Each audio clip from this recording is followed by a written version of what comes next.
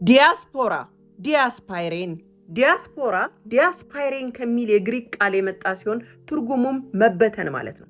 ከሀገር ወጥተው በአሜሪካ፣ በአውሮፓ፣ በአረብ ሀገራት በሌሎችም የዓለማችን ክፍል ቦታ ላይ የተበተኑ አካላቸው በውጪ ናፍቆትና ልባቸው ግን በሀገር ቤት። ኦርቶዶክስ ነኝ፣ ጴንጤ ነኝ በጌታ ነኝ። አንተ ስለሱ ቪዲዮ ሰርተህ ታውቃለህ? አዎ ብዙ ጊዜ እሰራለሁ፣ ግን ደግሞ ማለት ነው የሚያለያየ ምንድነው? ዶኑን መምህራኖቻችን እርስ በርሳቸው በመተቻቸታቸው ወደ እስር ቤት እስከ ማምራት ደረጃም ደርሰዋል። ዲያቆን ዳንኤል ክብረት ከዛሬ 6 ወር 7 ወር በፊት ይህን ቃል ተናግሮ ነበረ። ብፁዕ አቡነ ጳውሎስ የቀድሞ ፓትርያርካችን በረከታቸው ቡራኪያቸው ይደርብንና ነፍሳቸውንም በአጸደ ገነት ያቆይልንና የእሳቸውን ስም ጠቅሶ ይህንን ብሎን ነበረ። ብፁዕ አቡነ ጳውሎስን አንድ ሰውዬ ጭፍጭፍ አድርጎ ይሰድባቸዋል። ከዛ በኋላ አንድ ሰው ይመጣና ብፁዕነቱ ይህ ሰውዬ እኮ ጭፍጭፍ አድርጎ እየሰደበውት ነው፣ ለምን አያሳስሩትም? ለምን በሕግ አያስጠይቁትም? ይላቸዋል። እሳቸውም ታዲያ በጣም በሳል ስለሆኑ እንዲህ ብለው መለሱለት አለ ዲያቆን ዳንኤል ክብረት። 3 ድርጅቶች ሀገራችንን ሊያጠፏት ይችላሉ ይለናል ወንድማችን። የሱንም ምክረ ሐሳብ እናያለን። የትኞቹ ድርጅቶች በአሁኑ ሰዓት ለሀገር ስጋት ሆነዋል?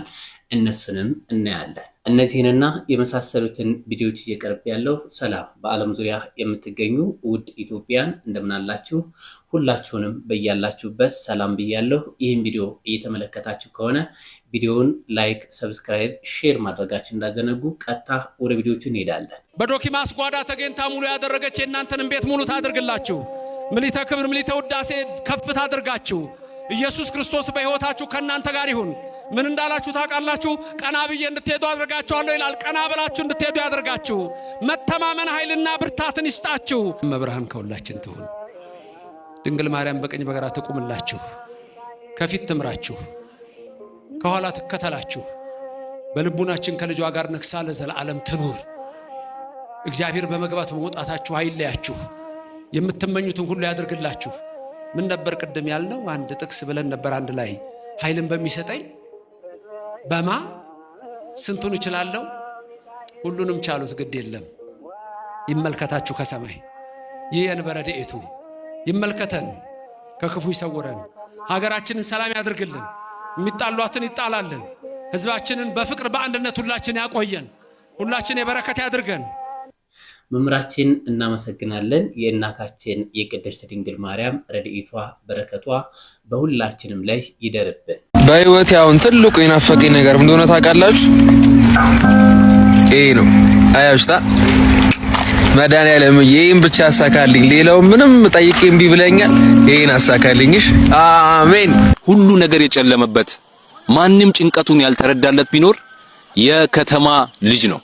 ሊቢያ ላይ በስደት ታግተው የሚሰቃዩ አብዛኞቹ ለምንድነው የከተማ ልጆች የሆኑት? ካያችሁ አብዛኞቹ ሊቢያ ላይ የሚሰቃዩት ልጆቻቸው ታግቶባቸው የሚያለቅሱ ቤተሰቦች የከተማ ቤተሰቦች ናቸው። እባካችሁ ታግቼ ነው ብሎ ብር የሚለምኑ አብዛኞቹ ልጆች የከተማ ልጆች ናቸው። በአጠቃላይ በስደት እየተሰቃዩ ያሉ አብዛኞቹ የከተማ ልጆች ናቸው። ለምንድነው የከተማ ልጅ የበዛው? ለምንድነው አብዛኞቹ የከተማ ልጆች የሆኑት? ይሄንን ጥያቄ ለምንድነው ብዙዎቻችን ራሳችንን ማንጠይቀው? ራሳቸውን የሚያጠፉ ወጣቶች አብዛኛዎቹ ለምንድነው የከተማ ልጆች የሆኑት? አብዛኛው ካያችሁ በዚህ ሰዓት እንደ ወጣት ራሳቸውን እያጠፉ ያሉት የከተማ ልጆች ናቸው። የከተማን ወጣት በዚህ ልክ ተስፋ ያስቆረጠው ምንድነው? ሱስ ውስጥ እንዲዘፈቁ ያደረጋቸው ምክንያት ምንድነው? በአገራቸው ተስፋ ቆርጠው በስደት ሊቢያ ላይ የሚሰቃዩት አብዛኛዎቹ የከተማ ልጆች ለምንድነው የሆኑት? ሲብስባቸው ራሳቸውን እያጠፉ ያሉ ወጣቶች ለምንድነው የከተማ ልጆች የሆኑት? ከነዚህ ሁኔታዎች አንፃር የከተማን ወጣት የሚረዳ አካል መች ነው የሚመጣው? ማን ነው ጭንቀታቸው የሚረዳው? ለፍተው ተምረዋል፣ ተመርቀዋል፣ ችሎታ አላቸው፣ አቅም አላቸው፣ መቀየር ይፈልጋሉ። ነገር ግን ሀገራቸው ተስፋ ልትሰጣቸው አልቻለችም። ይሄ ስቃይና ይሄ ህመም የአብዛኛው የከተማ ልጅ ህመም ስለሆነ እባካችሁን የሚሰማ አካል ካለ፣ የሚረዳቸው አካል ካለ ይሄንን ቪዲዮ ላይክ፣ ሪፖስት፣ ሼር ያደረጋችሁ አድርሱላቸው። የከተማ ልጅ ሆናችሁ ሁሉ ነገር የጨለመባችሁ ተስፋ የቆረጣችሁ ወንድሞቼ አይዞን፣ ሁሉም ያልፋል። አመሰግናለሁ። ትልቅ መሪ ሆኖ አጥፍቼ ነበር፣ እንዲህ ሳደርግ ተሳስቼ ነበር፣ ህዝቡ ይቅር በለኝ ሚል መሪ አናገኝ። እንዲህ አይነት መሪ ብናገኝ እንኳን ደግሞ ይቅር ለማለት ዝግጁ ያልሆነ ህዝብ ከሆነ አይ ይቅር ብለናል የሚል ህዝብም አናገኝ። እንዲህ አጥፍቻለሁ ካልክማ ተሰቀል የሚል ህዝብ ነው የምናወጣው። እንደሚሰቀል ካወቀ ማን መሪ ነው ይቅርታ የሚልሽ? ይሄ ሁለታችን ላይ ይመጣ ቢቀጥው ባህል ይሄን ነው ክርስትና በዓለም ላይ የመሰረተው ትልቁ መሰረት ይሄ ይቅርታ መሰረት ይቅር ተባብሎ ነገሮችን የማሸነፍ መሰረት። ሰሞኑን መምህራኖቻችን እርስ በርሳቸው በመተቻቸታቸው ወደ እስር ቤት እስከ ማምራት ደረጃም ደርሰዋል። ዲያቆን ዳንኤል ክብረት ከዛሬ 6 ወር 7 ወር በፊት ይሄን ቃል ተናግሮ ነበረ። ብፁዕ አቡነ ጳውሎስ የቀድሞ ፓትርያርካችን በረከታቸው ቡራኪያቸው ይደርብንና ነፍሳቸውንም በአጸደ ገነት ያቆይልንና የእሳቸውን ስም ጠቅሶ ይሄንን ብሎን ነበረ። ብፁዕ አቡነ ጳውሎስን አንድ ሰውዬ ጭፍጭፍ አድርጎ ይሰድባቸዋል። ከዛ በኋላ አንድ ሰው ይመጣና ብፁዕነቱ ይህ ሰውዬ እኮ ጭፍጭፍ አድርጎ እየሰደበውት ነው፣ ለምን አያሳስሩትም? ለምን በሕግ አያስጠይቁትም? ይላቸዋል። እሳቸውም ታዲያ በጣም በሳል ስለሆኑ እንዲህ ብለው መለሱለት አለ ዲያቆን ዳንኤል ክብረት። ይህ ሰውዬ ምናልባት ስራው ጋዜጠኛ ወይ ተናግሮ የሚያደርሰው ሊሆን ይችላል። ልጆቹን የሚመግበው በዛ ሊሆን ይችላል። ስለዚህ እኔን ተሳድቦ እሱ ልጆቹን የሚመግብ ከሆነ ችግር የለውም ይሁን ይስደበኝ ብለው ተውትና አስተማሩን ብሎን ነበር ዲያቆን ዳንኤል ክብረት። ለጠቅላይ ሚኒስቴሩ ተጠቅሞታል። ጠቅላይ ሚኒስቴሩን ተሳድበው እንጀራቸውን የሚያበስሉ ጉረሯቸውን የሚዘጉ ልጆቻቸውን የሚያሳድጉ አሉ። ስለዚህ ተሳድበው ጉረሯቸውን የሚዘጉና ቤተሰቦቻቸውን የሚመግቡ ከሆነ ችግር የለውም እየተሳደቡ እንጀራ ይብሉ፣ ጠቅላይ ሚኒስቴሩ አይንኳቸው ሲሉ ነበር። ጠቅላይ ሚኒስቴሩንም እንደዚህ እያሉ ሲገስጡ ነበር። ታዲያ ነገሮች በተገላቢጦሽ ሆኑና መምህራኖቻችን እርስ በርስ መተቻቸት ጀመሩ። ሰሞኑን የክቡር ጠቅላይ ሚኒስቴሩ አማካሪ የሆኑትን ዲያቆን ዳንኤል ክብረትን መምህራኖቻችን ስለ ዲያስፖራው የተናገሩት ንግግር እጅጉን ትክክል አይደለም ብለው ብዙ ትችትንና ስህተቱንም እንዲታረም ሀሳብ አስተያየት ሰጡ። ይህንም ተከትሎ ታዲያ በምን ጉዳይ እንደታሰሩ ሁላችንም እርግጠኛ አይደለንም። ቬሪፋይ ወይም ማረጋገጫ የሰጠን አካል የለም። በእርሶ ምክንያት ከሆነ የታሰሩት ግን በቀደም የተናገሩት ባለፈው ከተናገሩት ነገር ጋር ስለሚጋጭ እባክዎ መምህራችን የፊቱ መምህራችን አሁን ደግሞ ሀገርን እያገለገሉ ያሉት ክቡር ዳንኤል ክብረት እባክዎት መምህራኖቻችን እንዲፈቱ ያደርግልን፣ እርስ በርስም እንድንፋቀር ያድርጉልን እንላለን። በጣም የምንወዳቸው የምናከብራቸው መምህራችን መምህር ሲሳይ አዳነ በሕግ ከለላ ስር እንደዋሉ ይታወቃል። እንግዲህ መምህራችን በዚሁ በእኛ ሚዲያ በደረጀ ዘወይን የሚዲያ ላይ የተለያዩ ለቤተክርስቲያን ወይም ለኦርቶዶክስ አስተምሮ ግብረ መልስ በመስጠት ይታወቃሉ። በተለያዩ ገዳማትም እየሄዱ ትምህርት አገልግሎት እንደሚሰጡ ይታወቃል። የላመ የጣመ ሳይበሉ የሞቀ የደመቀ ሳይለብሱ ድምፃ አራዊቱን ግርማ ሌሊቱን ጸባ አጋንንቱን ታግሰው በየበራው የፍየልና የበግ ሌጦ ለብሰው ዓለምን ንቀው እኔ ለዓለም ሙት ነኝ ዓለም በኔ ዘንድ ሙት ናት ብለው በየገዳማቱ በየበራው የሚንከራተቱት ለዓለም ለአገር የሚጸልዩት ቅዱሳን አባቶቻችን እኮ የክርስቶስ ኢየሱስ ፍቅር አገብሯቸው የኢየሱስ ክርስቶስ ፍቅር እዚህ አንገታቸው ላይ ብቻ ሳይሆን መስቀሉ ልባቸው ውስጥ ተተክሎባቸው መሰለኝ ፍለጋውን ተከትለው ክርስቶስን መስለው በየበረሃው የወደቁት። እንግዲህ እሳቸው በዕለተ ቅዳሜ በሕግ ከለላ ስር ውለዋል ወይም ታስረዋል። እሳቸውን ለመጠየቅ ደግሞ እንግዲህ ዛሬ መምህራችን ሊቀ ትጉሃን ደረጀ ነጋሽ እሳቸውን ለመጠየቅ ዛሬ ሄደው ነበረ። እሳቸውን ለመጠየቅ በሄዱበት ምንድነው ያለው ሁኔታ፣ እንዴት ነው እሳቸውስ ያሉበት ሁኔታ ምን ይመስላል የሚለውን ለማየት ነበር የሄዱት። እዛ ሄደው ባሉበት ሁኔታ ደግሞ የሕግ አካላት ለጥያቄ እንፈልጎታለን ብለው እንደወሰዷቸው መረጃ ደርሶናል። እንግዲህ ዳግም እንዳለችን መምህራችን ሊቀ ትጉሃን መምህር ደረጀ ዘወይንዬ ለዚህ ሚዲያ የምናስተዋውቃቸው አይደሉም። እንግዲህ ሚዲያው ማለት ናቸው። የዚህ ሚዲያ የደረጀ ዘወይንዬ ሚዲያ መስራችና ባለቤት እንዲሁም ደግሞ የሃይማኖት መምህር በአሃዱ ሬዲዮ ላይ ደግሞ በጋዜጠኝነት የሚሰሩ እንዲሁም ደግሞ በተጨማሪ ሌሎች በርካታ ሃይማኖታዊ ስራዎችን የሚሰሩ የተለያዩ ገዳማትን በዶክመንተሪ የምናስታውሳቸው ዶክመንተሪ ሲነሳ ካሜራዎችን መዝገብ የማይጠፉ መምህራችን ናቸው። ከዛ በተጨማሪም ደግሞ ለኢትዮጵያ ዝም አንልም የሚለው የግብረ ሰዶማዊነትን የመቃወም ስራ ላይ የማህበሩ መስራች በመሆን እንዲሁም ደግሞ የቦርድ አባል በርካታ ስራዎችን የተለያዩ ደግሞ ዶክመንተሪ ስራዎችን በዚህ ጉዳይ ላይ ሪሰርቾችን የሰሩ መምህራችን ናቸው። እስቲ ስንቶቻችን ለሀገራችን ለኢትዮጵያ ታማኝ ሆነናል? በተሾምንበት ወንበር ላይ በተቀመጥንበት ወንበር ላይ በተቀበልነው ኃላፊነት ላይ ለሀገራችን ታማኝ ነን ወይ? ሰዓታችንን እናከብራለን? ለህሊናችን እንገዛለን? በእውነት ለኢትዮጵያ ታምነን ተገኝተናል ብለን ራሳችንን እንጠይቅ። በጣም በሚያስገርም መልኩ የፊታችን ሮብ 23 ፍርድ ቤት እቀርባለሁ። የእውነት ለመናገር ፍርድ ቤት የሚያስቀርብ ጉዳይ ነው ወይስ አይደለም ብለን እንኳን ብንመረምረው ፍርድ ቤት ሊቀርቡ የሚገቡ ከሳሾቻችን ከሳሽ ሆነው እኛ ተከሳሽ ሆነን ያው ፍርድ ቤት እመላለሳለሁ በጣም በሚያስገርም መልኩና የፊታችን ረቡዕ ደግሞ እኔም የምባለውን ጉዳይ እሰማለሁ ማለት ነው። የእውነት ለመናገር ዝም እንድንል ነው ወይ የተፈለገው? የእውነት በአንድም በሌላ መልኩ ሐሳብ ይጠቅማል። ሐሳብ ነው እየተነሳ ያለው። ከሐሳቦቻችን ጀርባ እግዚአብሔር ነው ያለው። ሌላ ምንም ነገር የለም። እኔ በማውቀው በእውነት በምንም ተአምር ማንም ምንም የለምና ፍርድ ቤት የምመላለስበት ጉዳይ በራሱ እጅግ ያሳዝነኛል። እንግዲህ የኔን የፍርድ ቤት ውሎ ለመከታተል እያሰቡ የነበሩት መምህር ደረጀ ነጋሽ ዘወይንዬ ቀድመው እሳቸው በማረሚያ ቤት ገብተዋልና እግዚአብሔር ይድረስልን። ይግባኝ ለመድኃኔዓለም ግልባጭ ለምድሩ ገዢ ነው። አሁንም የምለን ረቡዕ ደግሞ የኔን የፍርድ ቤት ውሎ እንደዚሁ የምንሰማ ይሆናል። በጣም የሚያስገርም የሚያስደንቅ ነው። መምህር ደረጀ ነጋሽ ዘወይንዬን በተመለከተ ያለው ይሄ ነው። ዲያስፓይሬን ከሚል የግሪክ ቃል የመጣ ሲሆን ትርጉሙም መበተን ማለት ነው።